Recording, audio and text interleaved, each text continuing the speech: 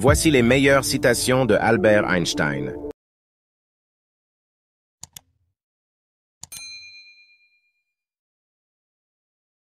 Les grands esprits discutent des idées.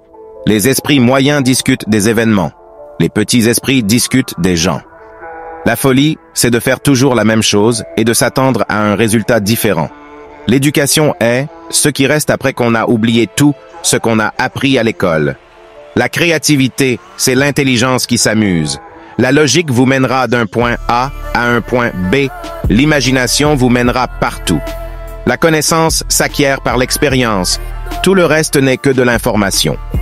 La vraie valeur d'un homme se détermine en examinant dans quelle mesure et dans quel sens il est parvenu à se libérer du moi.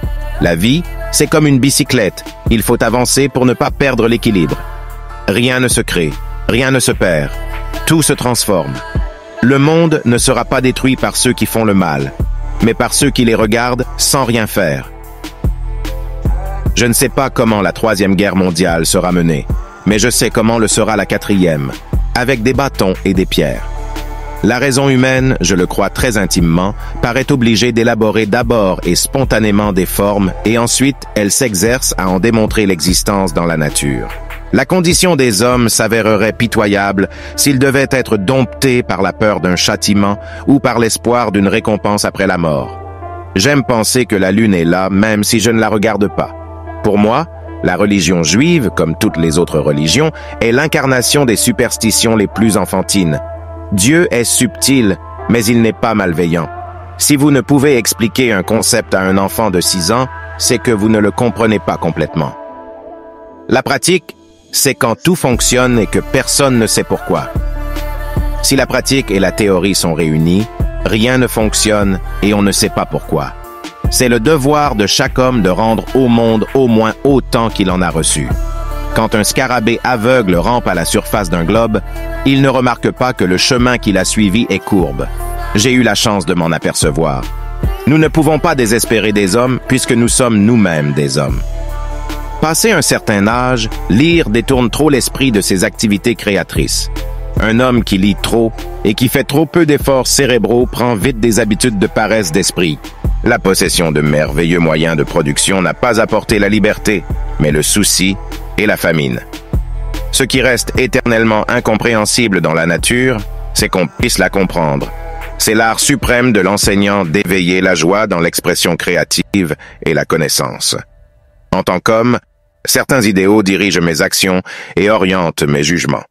Car je n'ai jamais considéré le plaisir et le bonheur comme une fin en soi, et j'abandonne ce type de jouissance aux individus réduits à des instincts de groupe.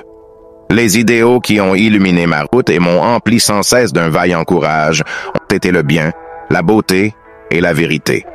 Les buts banaux que poursuit l'effort humain, la possession de biens, le succès extérieur, le luxe, m'ont toujours, depuis mes jeunes années, paru méprisables. Si l'on ne pêche pas du tout contre la raison, on n'arrive généralement à rien.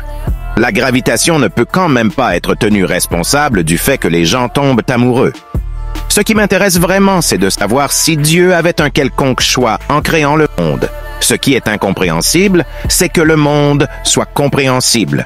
Peu d'êtres sont capables d'exprimer posément une opinion différente des préjugés de leur milieu. La plupart des êtres sont même incapables d'arriver à formuler de telles opinions. La compréhension d'autrui ne progressera qu'avec le partage des joies et des souffrances. Je suis réellement un homme quand mes sentiments, mes pensées et mes actes n'ont qu'une finalité, celle de la communauté et de son progrès. Que chacun raisonne en son âme et conscience, qu'il se fasse une idée fondée sur ses propres lectures et non d'après les racontars des autres. Prisonniers sans le savoir de leur propre égoïsme, les êtres humains se sentent en état d'insécurité, isolés et privés de la naïve, simple et pure joie de vivre. La bureaucratie réalise la mort de toute action. Un être humain est une partie limitée dans le temps et l'espace. Il fait l'expérience de ses pensées et de ses sentiments comme quelque chose séparé du reste, une sorte d'illusion d'optique de la conscience. Cette illusion est pour lui une prison qui le limite à ses désirs personnels et à l'affection pour les quelques personnes de son entourage. Sa tâche est de se libérer par lui-même de cette prison, en élargissant son cercle de compassion jusqu'à y inclure toutes les créatures vivantes et la nature entière dans toute sa beauté.